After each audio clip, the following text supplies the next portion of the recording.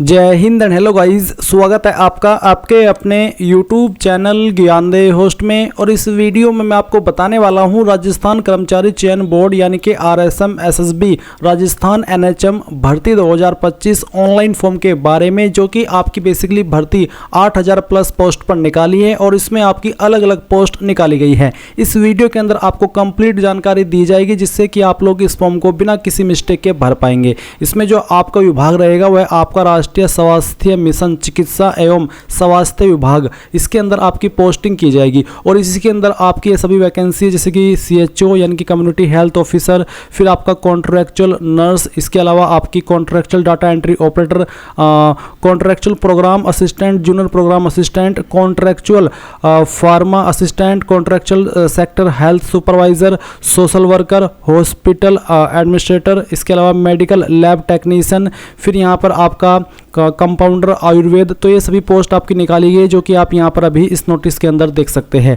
और 8256 टोटल इसमें वैकेंसी रखी गई है आपकी, और इस वीडियो के अंदर आपको संपूर्ण जानकारी दी जाएगी। तो वीडियो को आपको पूरा देखना है और अगर आपके मन में कोई सवाल कोई डाउट रह जाए तो आप कमेंट के माध्यम से पूछ लीजिएगा। अब चलिए शुरू करते हैं। गाइज, अगर आपने अभी तक वीडियो को लाइक शेयर नहीं किया कर दीजिए, चैनल के ऊपर नए हैं तो चैनल को सब्सक्राइब करके बेल आइकन ऑन कर लेना। फिर जो लिंक मैंने आपको इस वीडियो के डिस्क्रिप्शन में दिया है आप ओपन करेंगे। ओपन करने के बाद आपके सामने इस भर्ती की जानकारी यहाँ पर भी आ जाएगी और आपको जानने को मिलेगा कि आप लोग 1 मई 2025 तक फॉर्म को भर पाएंगे। आप इसका जो रिवाइज्ड नोटिस है फॉर्म फिल की डेट को लेकर के आप देख सकते हैं 2 अप्रैल 2025 से लेकर के 1 मई 2025 तक आप फॉर्म को भर सकेंगे। इसके बाद आप यहाँ पर इसमें category wise area wise vacancy देख सकते हैं कि कौन सी पोस्ट के लिए कितनी वैकेंसी निकाली गई है। फिर आप यहाँ पर देखेंगे कि मैंने OTR के लिए एक स्पेशल वीडियो बनाई हुई है। अगर आपने OTR करके नहीं रखा SSO की वेबसाइट के ऊपर तो आप एक बार इस वीडियो को वॉच करके OTR कर लीजिएगा। जब आप एक बार OTR यानी कि 1 टाइम रजिस्ट्रेशन कर लेते हैं तो उसके बाद में आप फ्यूचर में जो भी फॉर्म भरते हैं SSO की वेबसाइट का इस्तेमाल करके वो आप बिना किसी रजिस्ट्रेशन के भर पाते, डायरेक्टली आप लॉगिन करते हैं और जो आपने इन्फॉर्मेशन वहाँ पर भरी थी वो आपको एज इट इज देखने को मिलती है और कुछ ही इन्फॉर्मेशन आप दे करके अपना फॉर्म भर पाते हैं। एंड गाइज, एक बार नोटिफिकेशन आपको और भी डिटेल में चेक कर लेना है। आप यहाँ पर इंपॉर्टेंट लिंक के सेक्शन से ऑफिशियल नोटिफिकेशन PDF के ऊपर क्लिक करेंगे तो आपको जानने को मिल जाएगा कि कौन सी पोस्ट के लिए किस कैटेगरी में कितनी वैकेंसी है, अप्लाई करने के लिए कौन सी पोस्ट पर एग्जैक्टली क्या क्वालिफिकेशन मांगी गई है, आप यहाँ पर देख सकते हैं। तो एक बार आपको ऑफिशियल नोटिफिकेशन जरूर चेक कर लेना है क्योंकि बहुत ही बड़ा नोटिफिकेशन है। अगर एक एक करके पोस्ट के बारे में जानकारी दूंगा तो बहुत ही लेट हो जाएगा, पर इसलिए मैं आपको कह रहा हूँ कि आप एक बार खुद से नोटिफिकेशन चेक कर लीजिए और अगर आपको किसी पोस्ट की क्वालिफिकेशन में कोई डाउट हो तो आप कमेंट के माध्यम से पूछ लीजिएगा। अब आप क्या करेंगे, आप इंपॉर्टेंट लिंक के सेक्शन में आएंगे। अप्लाई करने के लिए आपको अप्लाइंग ऑनलाइन लिंक ओपन करना है। देन आपके सामने यहाँ पर SSO का इंटरफेस आ जाएगा। मैं आपको बता दूं कि अगर आपने इस वेबसाइट का इस्तेमाल करके पिछले 4-5 साल के अंदर कोई भी फॉर्म भरा है तो आपका अकाउंट बना हुआ होगा। आपको यहाँ पर दोबारा से रजिस्ट्रेशन करने की आवश्यकता नहीं है। आप उसी डिटेल से लॉगिन करेंगे जिसमें कि आपको आपकी SSO ID या फिर यूजर नेम यहाँ पर एंटर करना है एंड जो आपने पासवर्ड बनाया था वो डालना है। बट गाइस, अगर आप आपका पासवर्ड भूल चुके हैं तो आप यहाँ पर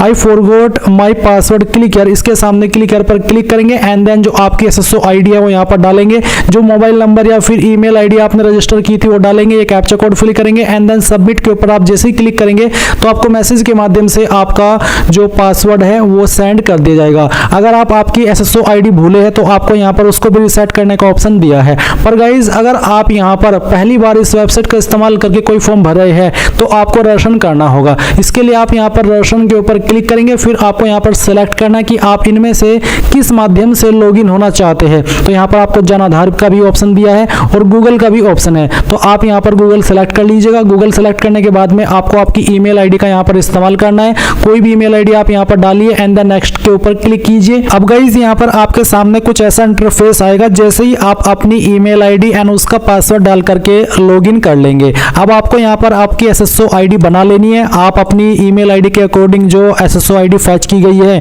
अगर यही रखना चाहते तो ये भी रख सकते हैं। अगर आपको इसमें कोई बदलाव करना है तो वो भी आप कर सकते हैं। फिर आपको एक पासवर्ड बनाना है नया, और आपका एक पासवर्ड कैसा होगा वो आप देख लीजिए। पासवर्ड के अंदर इंग्लिश का कैपिटल लेटर कम से कम 1, स्मॉल लेटर कम से कम 1, ज़्यादा कितने भी हो सकते हैं, स्पेशल कैरेक्टर और साथ ही डिजिट का आपको इस्तेमाल करना है। तो कुछ इस तरह का पासवर्ड बनाने के बाद में उसको दोबारा डालेंगे, वेरीफाई कर देंगे, अपना मोबाइल नंबर डालेंगे जो कि आप रजिस्टर करना चाहते हैं और यहाँ पर ईमेल आपकी ऑलरेडी दी गई है। इसके बाद में आपको रजिस्टर के ऊपर क्लिक करना है। अब गाइज, आपके सामने लॉगिन का पेज आएगा जैसा कि आप यहाँ पर देख सकते हैं। अब आपको यहाँ पर वो आपकी SSO ID डालनी है जो कि अभी आपने बनाई है या फिर आपका यूजर नेम डालना है आपका पासवर्ड डालना है जो कि अभी आपने बनाया, ये कैप्चा कोड डालेंगे एंड देन लॉगिन के ऊपर क्लिक करेंगे। अब गाइज आपके सामने यहाँ पर ये अपडेट प्रोफाइल का ऑप्शन आएगा। तो आपको सबसे पहले आपका फर्स्ट नेम एंटर करना है 10th के सर्टिफिकेट के अकॉर्डिंग, फिर आपको आपका लास्ट नेम एंटर करना है। इसके बाद डिस्प्ले नेम अगर आप अपना चेंज करना चाहते हैं तो ये भी आप यहाँ से चेंज कर सकते हैं। फिर आपकी जो डेट ऑफ बर्थ है वो आपको यहाँ पर इस तरह से कैलेंडर के ऊपर क्लिक करके सिलेक्ट कर लेनी है, पहले ईयर फिर मंथ और उसके बाद में डे।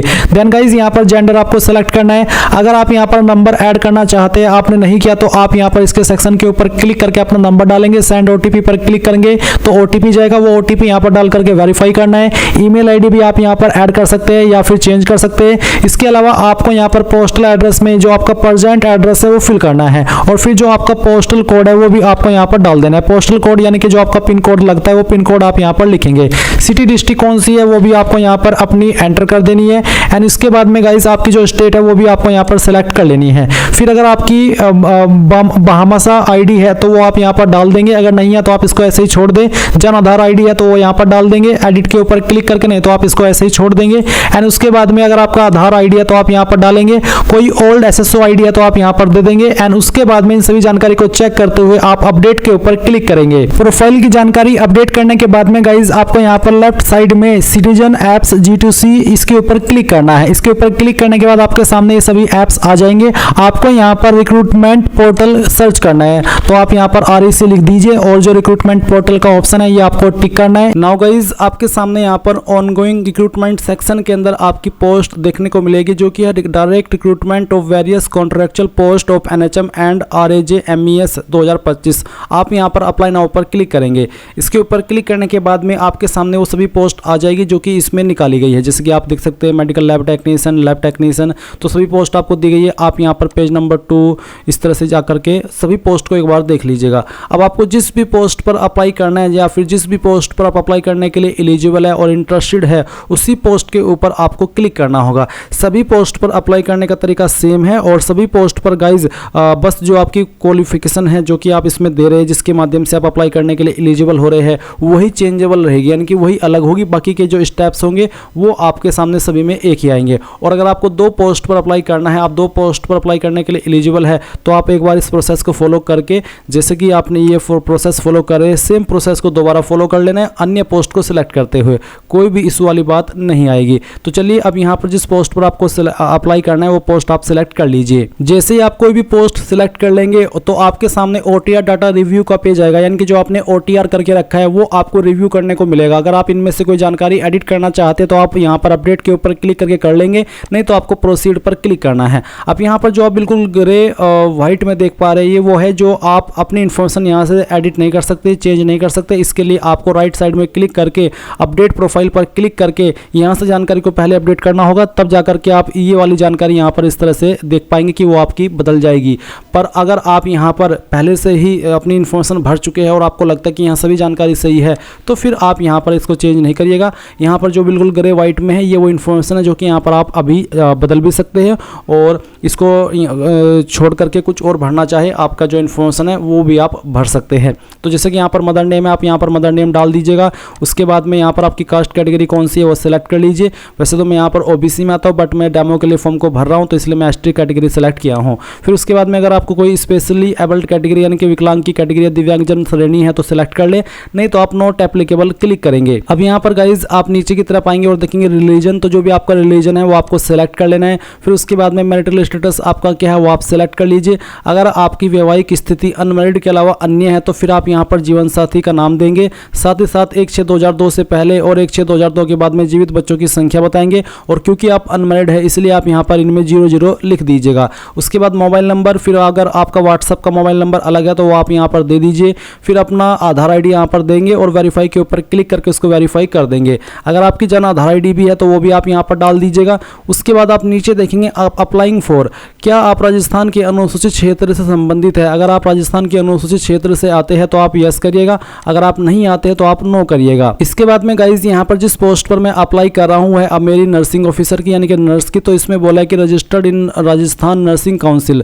तो इसमें रजिस्टर्ड होना अनिवार्य है, इसलिए यहाँ पर यस का ऑप्शन है, नो का ऑप्शन भी नहीं है, तभी आप फुल्ली एलिजिबल होंगे अप्लाई करने के लिए। अगर आप किसी अन्य पोस्ट पर अप्लाई कर रहे हैं और जिसमें कि ये जो रजिस्ट्रेशन है वो अनिवार्य न हो तो आपको यहाँ पर ऐसा ऑप्शन देखने को नहीं मिलेगा। जिस पोस्ट पर वो कंपलसरी होगा उसी पोस्ट पर आपको यहाँ पर ये इस तरह का ऑप्शन देखने को मिलेगा। तो जो भी आपका रजिस्ट्रेशन नंबर है वो आप यहाँ पर डाल दीजिएगा और किस डेट में आपने रजिस्ट्रेशन कराया है वो डेट भी आप सेलेक्ट कर लीजिएगा। फिर नीचे आएगा आपका कोरेस्पोंडेंस एड्रेस यानी कि प्रेजेंट एड्रेस। तो जो भी प्रेजेंट एड्रेस है वो आप यहाँ पर लाइन 1, 2 और 3 के अंदर थोड़ा थोड़ा पार्ट डाल दीजिएगा अपने एड्रेस का।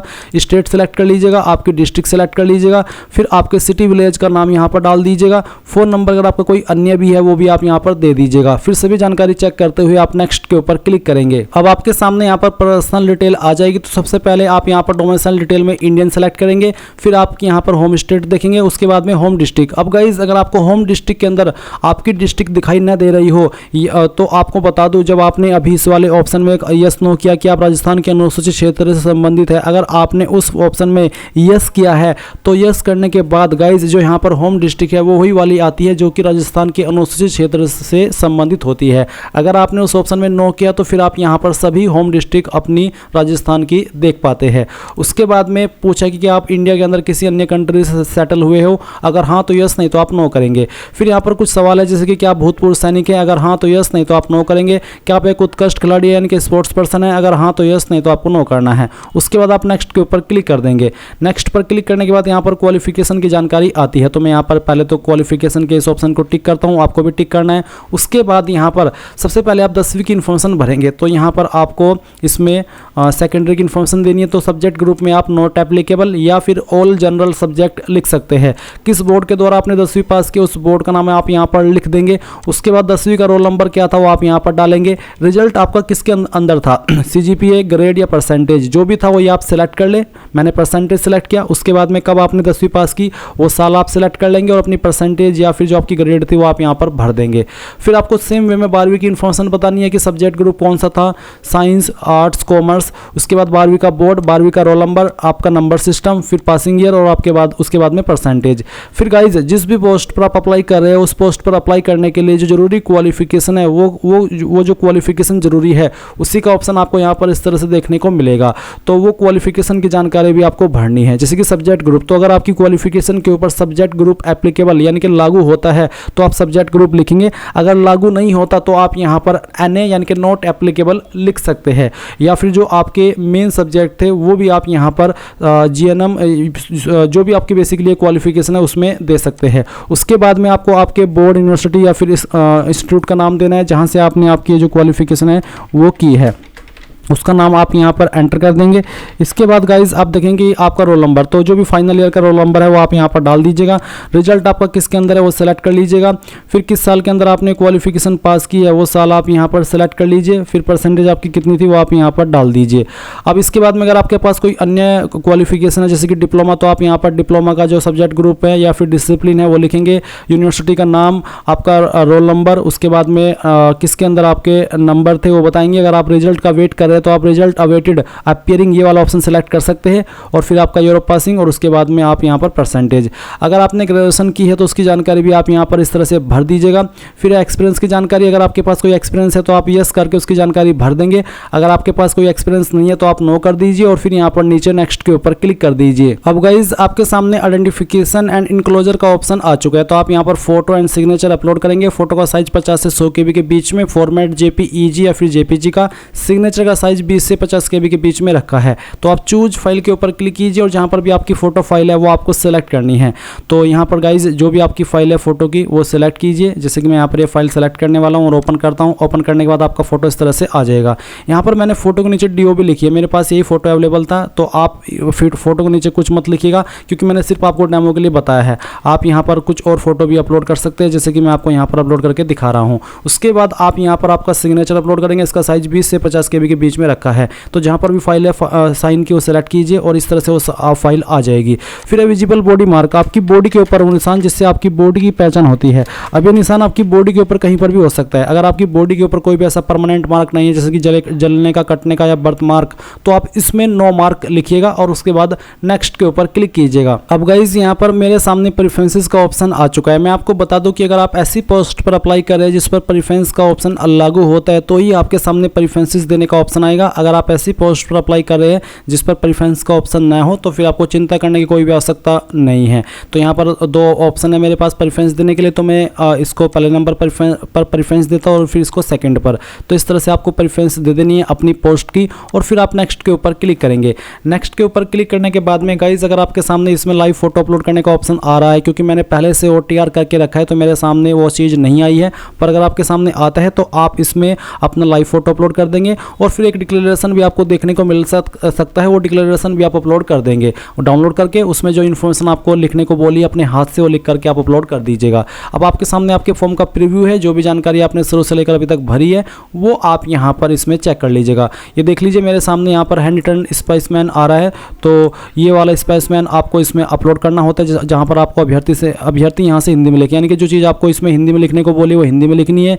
आपका सिग्नेचर करना है, जो चीज़ इंग्लिश में लिखने को बोली वो सिग्नेचर इंग्लिश में लिखनी है और फिर SSO ID देनी होती है, अपनी OTR नंबर देना होता है और परमानेंट एड्रेस, फिर यही फाइल आपको यहाँ पर अपलोड करनी होती है, तो ये आपको कर देनी है। अब आप यहाँ पर डिक्लेरेशन के ऊपर टिक करेंगे। अगर आपको कोई जानकारी एडिट करनी है तो अपडेट के ऊपर क्लिक करके कर लेंगे, नहीं तो आप फाइनल सबमिट के ऊपर क्लिक करेंगे, यहाँ पर टिक करेंगे और सेंड OTP पर जैसे ही क्लिक करेंगे तो आपके नंबर और ईमेल दोनों पर OTP जाएगा। ये OTP आने में कभी कभी वक्त लग जाता है क्योंकि वेबसाइट का सर्वर डाउन होता है, पर आपको आ जाता है। तो जैसे ही OTP आ जाए वो आप यहाँ पर OTP डाल देंगे और फिर वेरीफाई OTP इसके ऊपर क्लिक करेंगे। मुझे OTP मिल चुका है, मैं यहाँ पर आपके सामने आपको ये OTP डाल करके दिखा रहा हूँ। तो चलिए हमने यहाँ पर इसको फिल कर दिया। इसके बाद वेरीफाई OTP करता हूँ तो देख लीजिए OTP हो गया और फॉर्म भी सबमिट हो गया है। और क्योंकि इसमें मैंने वन टाइम फीस पे कर दी थी OTR करने के बाद में, तो मेरे सामने कोई पेमेंट करने का ऑप्शन नहीं आया। आपके सामने भी नहीं आएगा अगर आप इसमें पहले भी कोई फॉर्म भर चुके हैं, पर अगर आप पहली बार भर रहे हैं तो आपको पहले इसमें पेमेंट करना होगा, तब जाकर के आप यहाँ पर अपने फॉर्म का फाइनल प्रिंट आउट ले पाएंगे। आप प्रिंट के आइकन के ऊपर क्लिक कीजिए, सेव के ऊपर क्लिक कीजिए, इसको PDF में सेव कर ले और बाद में प्रिंट करा लीजिएगा। इस तरह से गाइज आप लोग Rajasthan NHM recruitment 2025 various post का फॉर्म फिलअप कर पाएंगे। आई होप ये जानकारी आपको पसंद आई होगी। So thanks for watching. जय हिंद।